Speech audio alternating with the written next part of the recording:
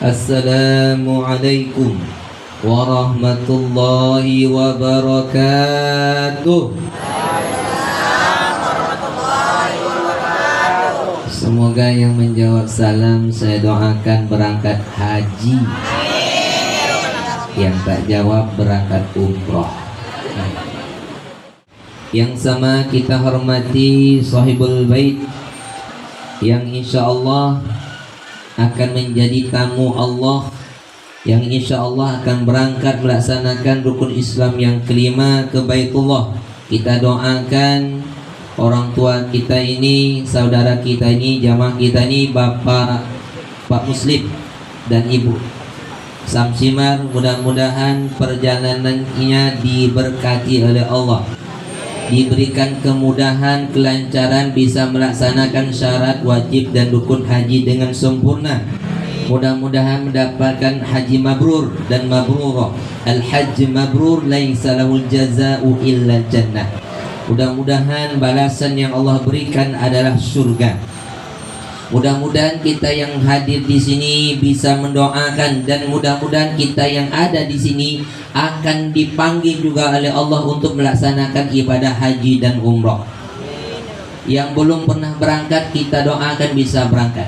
Yang sudah pernah berangkat kita doakan lagi supaya bisa berangkat. Pertanyaannya, mau berangkat cepat atau lambat? Bayar DP dulu. Yang kita hormati Ketua RW, Ketua RT, tokoh masyarakat, alim ulama, para ustadz, para imam, orang tua kami, tokoh adat, alim ulama, cerdik pandai, Bapak Ibu hadirin wa hadirat yang dimuliakan Allah. Mari kita memuji Allah. Begitu banyak kesempatan, kesehatan yang Allah berikan. Kita masih bersyukur bisa beribadah. Kita bersyukur masih bisa meringankan langkah. Kita memujinya dengan Alhamdulillahi Rabbil Alamin. Bersolawat buat Nabi Allah Muhammad sallallahu alaihi wasallam. Allahumma salli ala Sayyidina Muhammad wa ala ali Sayyidina Muhammad. Assalamu alayka ya Rasulullah. Bapak Ibu orang tua kami yang dimuliakan Allah, mari kita mulai pertemuan ini dengan bismillah. Bismillahirrahmanirrahim. Mari kita antarkan orang tua kita ini dengan mengucapkan kalimat talbiyah. Labbaik Allahumma labbaik,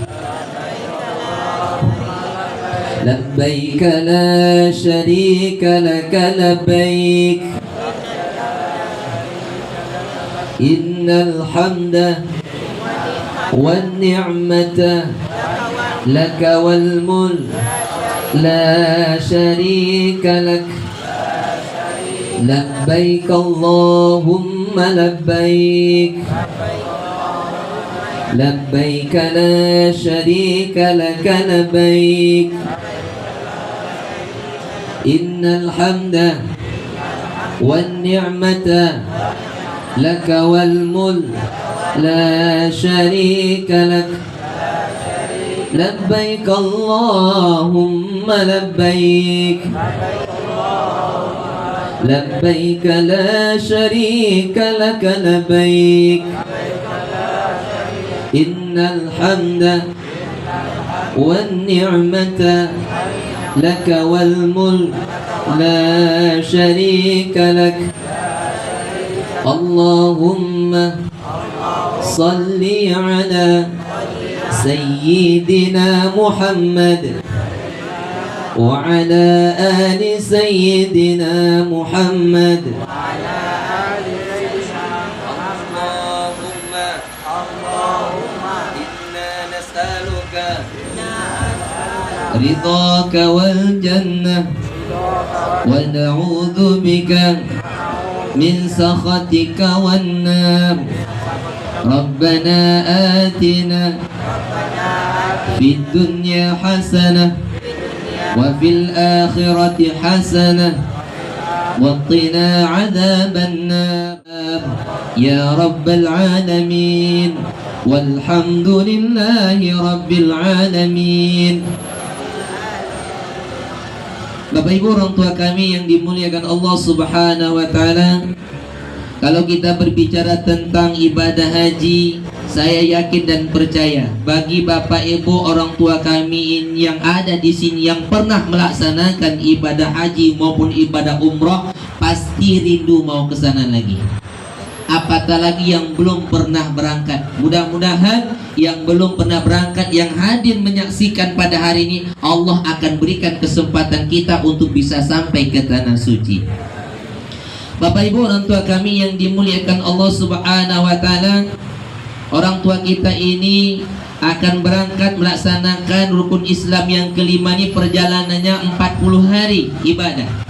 Kalau perjalanan haji plus, ini haji plus ini sekitar 25 hari. Kalau perjalanan ibadah haji reguler ini menunggunya sampai 25 tahun. Alhamdulillah, tahun ini kuota haji ditambah, umur tidak terbatas, tetapi duit menambah. Biayanya besar, apalagi haji plus. Kalau mau berangkat haji plus, biayanya mulai dari 195 juta langsung berangkat sampai 350 juta langsung berangkat. Banyak duit Ustaz, siapa bilang sikit? Makanya Bapak Ibu yang dimuliakan Allah, bersyukur kita yang sudah mendaftar. Mudah-mudahan Allah bisa panggil kita dalam keadaan sehat wal afiat. Bapak Ibu yang dimuliakan Allah Subhanahu wa taala, kalau kita bicara tentang ibadah haji ini sebenarnya cuma sekitar 5 hari aja. Kalau tidak 5 hari bisa sampai 7 hari. Itu semuanya ibadah haji cuma 5 atau 7 hari saja. Lalu kenapa orang berangkat Ustaz selama 40 hari? Anggaplah 40 hari itu perjalanan 2 hari, sisalah 38 hari. Nah, 8 hari di Madinah melaksanakan arba'in. Arba'in itu 40 waktu solat di Masjid Nabawi. 5 kali 5 hari 8 kali 5, jadi 40 rakaat, 40 pahala solat, 40.000 kita pahala di sana. Jadi melaksanakan arba'in itu di Madinah. Sisalah 30 selama di kota Mekah melaksanakan ibadah. Tapi haji itu cuma 5 hari. Bagaimana ceritanya 5 hari? Dimulai pada hari ke-8 Zulhijjah, atau yang dikenal dengan hari Tarwiyah. Jamaah sudah berkumpul di kota Mekah untuk siap-siap melaksanakan ibadah haji dengan memakai pakaian ihram.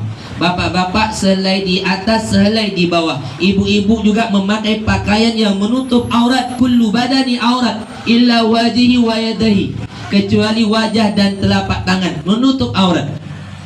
Pada tanggal 8 Zulhijjah, jamaah sudah siap-siap untuk melaksanakan haji, sudah siap-siap untuk melaksanakan niat melaksanakan ibadah haji. Nawaitul hajj wa ahramtu bihi lillahi ta'ala. Sengaja aku melaksanakan ibadah haji dan memakaikan ihram karena Allah. Labbaik Allahumma haji, kusambut panggilanmu ya Allah untuk melaksanakan ibadah haji. Tetapi niatnya melaksanakan ibadah haji berbeda dengan ibadah umroh. Kalau ibadah umroh niat kita ada tempat mikotnya. Kalau di Madinah namanya Zulhulaifah atau bin Ali. Kalau dari Mekah namanya Tan'im, ada namanya Ja'ronah, ada namanya Hudaybiyah. Kalau kita mikot dari Taif ada namanya Qura al-Manazil. Itu tempat mikot kalau melaksanakan ibadah umroh. Tapi kalau ibadah haji niatnya di mana kita tinggal. Kalau kita tinggalnya di hotel, niatnya dari hotel. Kalau kita tinggal di sana, bertempat tinggal di rumah, niatnya dari rumah. Dengan melaksanakan niat tersebut, lalu berangkat menuju kedua arah. Kalau tidak Mina, yang satu ke Arafah, berangkat menuju kedua tempat tersebut dengan melaksanakan talbiyah. Ingat, kalau sudah kita pasang niat, kita jaga larangan wala rafatha, wala fusuqa, wala jidal. Jangan rofas, jangan fusu, jangan jidal, jangan gatal, jangan mencuri, jangan bertengkar. Perbanyak istighfar, perbanyak zikir, perbanyak solat, perbanyak doa. Begitulah ibadah melaksanakan haji tersebut.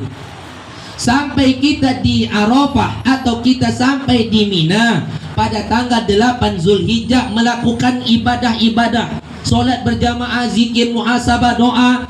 Habis itu pada hari ke-9 Zulhijjah semua jamaah berkumpul di Arafah. Kenapa? Al-Hajju Arafah. Haji itu di Arafah. Makanya orang yang berangkat dari Mina, orang yang berangkat dari rumahnya yang menuju ke Arafah, masuk ke Arafah itu Bapak Ibu sebelum waktu zuhur.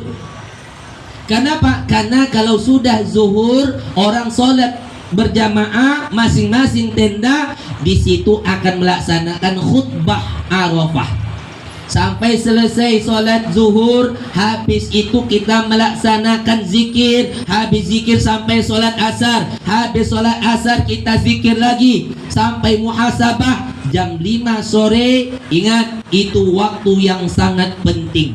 Apa yang pentingnya? Perbanyak doa. Waktu jam 5 sampai azan maghrib adalah waktu-waktu mustajabah, waktu yang dikabulkan Allah doa hamba-hambanya. Tetapi banyak jamaah yang menyia-nyiakannya. Pada waktu jam 5 tersebut, jamaah sibuk dengan urusan dunia, sibuk dengan HP-nya, sibuk dengan rokoknya, sibuk dengan ceritanya. Ini yang terjadi. Maka jangan sampai itu Bapak Ibu kita lewatkan. Berpuluh tahun kita menunggu, tetapi kita sia-siakan waktu tersebut.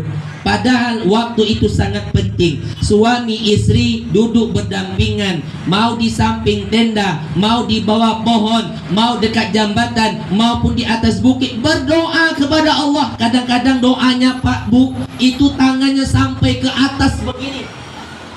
Luar biasa kalau waktu itu orang yang mengerti dengan ilmu tentang ibadah haji. Waktu 2018 saya membimbing Haji Plus, saya ajak jamaah zikir, saya ajak jamaah untuk berdoa. Ada jamaah saya yang di depan tertunduk, saya pikir khusyuk, rupanya sibuk balas WA di situ. Ya Allah, sibuk dengan HP-nya pula di situ. Jangan sampai. Jadi mudah-mudahan jangan kita sia-siakan waktu tersebut. Saya bayangkan waktu itu langit Allah buka selebar-lebarnya seperti air hujan yang naik ke langit. Doa hamba-hambanya, Allah katakan, wahai hamba-hambaku, mintalah, segera minta, karena waktu tinggal sedikit lagi. Minta, akan aku kabulkan doa hamba-hambaku itu. Tapi itulah sayang Bapak Ibu jamaah, banyak menyia-nyiakannya. Sampailah waktu azan maghrib, berarti selesailah masalah wukuf. Apakah hajinya sudah sah? Sah. Setelah kita melaksanakan wukuf, azan maghrib selesai dan jamaah siap-siap melaksanakan meninggalkan Arafah menuju ke Muzdalifah. Dari Padang Arafah lalu ke Muzdalifah. Perjalanan dari Arafah ke Muzdalifah itu cuma sekitar 8 kilo saja, tapi itu jalannya seperti siput, orang ramai, antrian panjang luar biasa. Sholat maghribnya dan isya disunahkan dijamak di Muzdalifah. Kenapa? Karena waktunya panjang, karena perjalanannya juga agak lambat, karena orang ramai di sana. Nah, ketika kita meninggalkan Arafah menuju ke Muzdalifah sesuai dengan maktabnya masing-masing, di situ kita bentarkan tikar. Tidak ada atap, tidak ada tenda, cuma beratapkan langit saja. Di situ kita kumpul, jamaah langsung berwudu, kita laksanakan solat jamak takhir di Muzdalifah.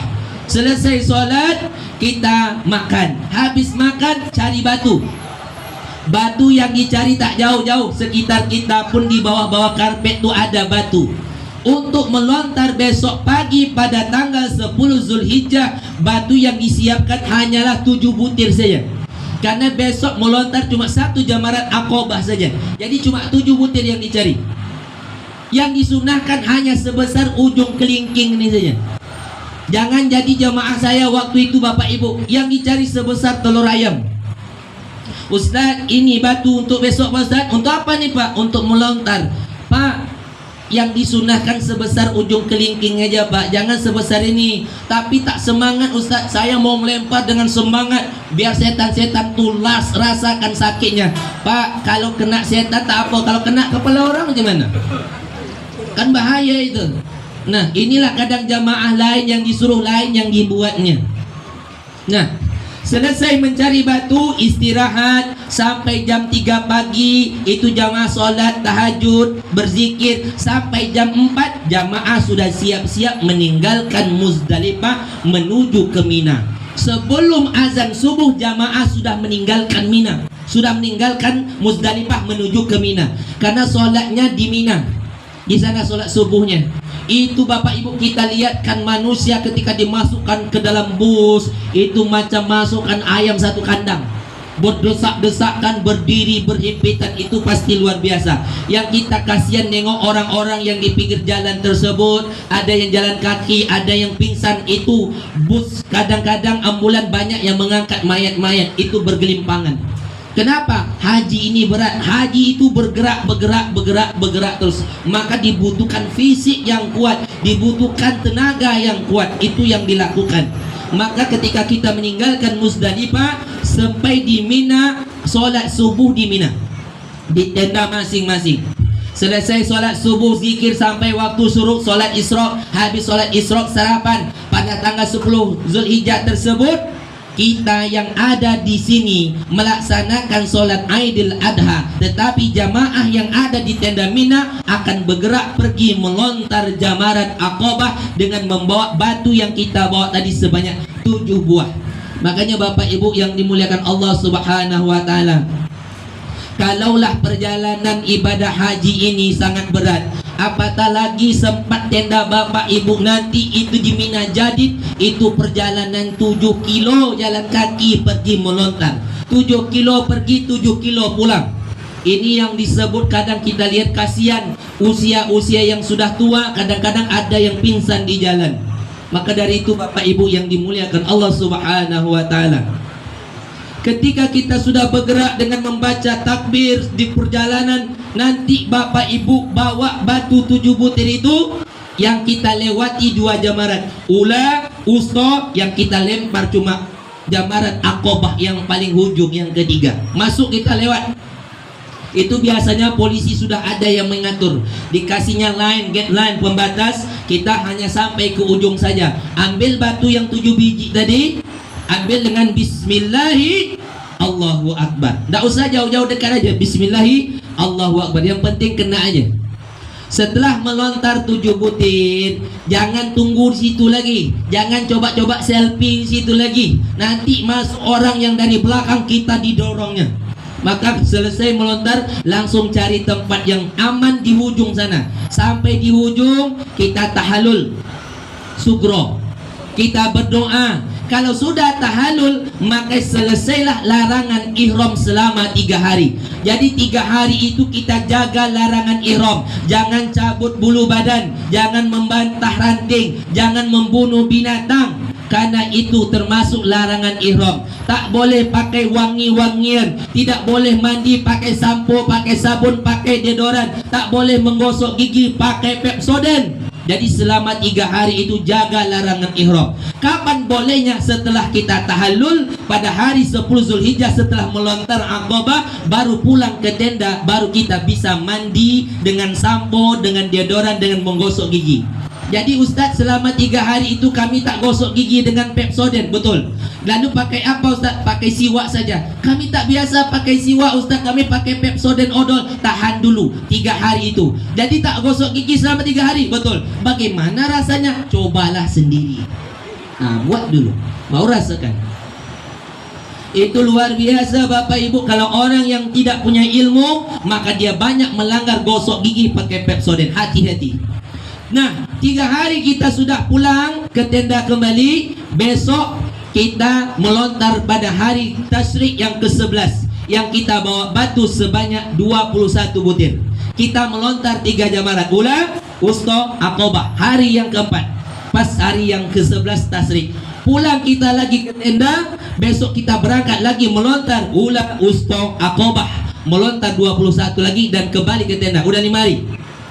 Nah, kalau sudah melontar hari yang ke-12 tasyrik, biasanya jamaah kita pulang ke Mekah cuma mengambil nafar awal saja. Artinya cuma mengambil melontar jamarat itu selama 2 hari tasyrik saja, 11, 12, dan pulang ke Mekah. Kalau sudah pulang ke Mekah, berarti melaksanakan tawaf ifadah, sa'i dan tahallul kubra, selesailah ibadah haji tersebut. Ada yang melaksanakan besok lagi melontar hari tasyrik yang ke-13, berarti dia membawa lagi batu 21 butir dan pulang ke Mekah melaksanakan tawaf, ifadah, sa'i, tahallul kubra. Selesailah rangkaian ibadah haji. Berarti haji itu bisa 5 hari, bisa 6 hari, bisa 7 hari. Kalau capek istirahat dulu, baru selesai kita melaksanakan tawaf, ifadah, sa'i dan tahallul. Bapak Ibu orang tua kami yang dimuliakan Allah Subhanahu wa taala, maka kalau kita bayangkan perjalanan haji ini memang sangat berat, dengan ongkos biaya fisik yang memang harus kuat, memang dibutuhkan tenaga yang sangat luar biasa. Maka jagalah lisan, jaga hati, kita jaga kondisi fisik, harus banyak juga bagaimana kita banyak minum air zam-zam. Ya Bapak Ibu, saya sarankan kalau minum air zam-zam itu jangan yang dingin-dingin. Walaupun cuacanya panas, selera kita mau yang dingin-dingin jangan. Itu kadang menyebabkan kita paling rentan dengan penyakit batuk, demam segala macamnya. Saya sarankan minum yang air zam-zam yang biasa saja. Karena ada tulisan yang not cool. Ada yang tidak ada tulis itu dingin. Yang tidak dingin boleh diminum, yang dingin itu untuk kompres, untuk usap wajah, untuk selalu semprotkan badan kita yang sakit-sakit. Bagi bapak ibu yang selalu mengusapkan wajahnya dengan air zam-zam, insya Allah itu menjadi awet muda. Usia 71 nampak 17, tapi bertahan cuma 4 jam saja. Bapak ibu yang dimuliakan Allah Subhanahu wa taala, biasakan ambil air zam-zam ke masjid, bawa pulang ke hotel. Ambil botol isi air zam-zam, bawa ke hotel. Jadi sering-seringlah minum air zam-zam. Kalau tidak, bawa botol dari rumah, dari sini, masukkan dalam koper kosong. Kenapa? Supaya kita bisa mengisi air zam-zam, bawa ke hotel, kita bisa minum air zam-zam selalu, karena sehat. Botol itu ada yang ukuran 1 liter, ada 2 liter. Nama botol kosong itu kalau tidak saya Tupperware. Boleh dibawa dari sini. Terserahlah Bapak Ibu orang tua kami yang dimuliakan Allah Subhanahu wa taala.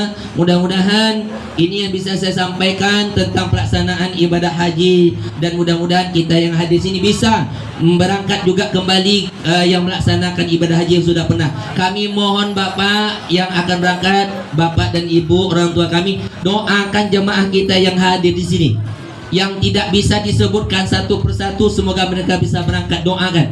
Dan juga sampaikan salam kami nih Pak ke makam Rasulullah. Assalamualaikum ya Rasulullah, dari seluruh jamaah masjid ini yang tak bisa disebutkan satu persatu. Itu yang kami harapkan. Dan kita harapkan juga orang tua kita ini selalu dalam keadaan sehat walafiat. Di tanah suci itu tiada yang tak mungkin. Orang yang sehat bisa sakit, orang yang sakit bisa sehat. Tapi jagalah hati, jangan banyak berprasangka yang buruk, jangan sombong. Yang seperti mana yang dibacakan oleh qori kita tadi, wa man dakhalahu kana amina. Siapa yang masuk ke rumah Allah aman, Allah jamin.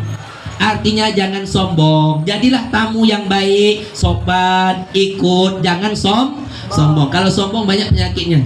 Bapak jangan kemana-mana Pak, nanti Bapak hilang. Hilang beneran itu.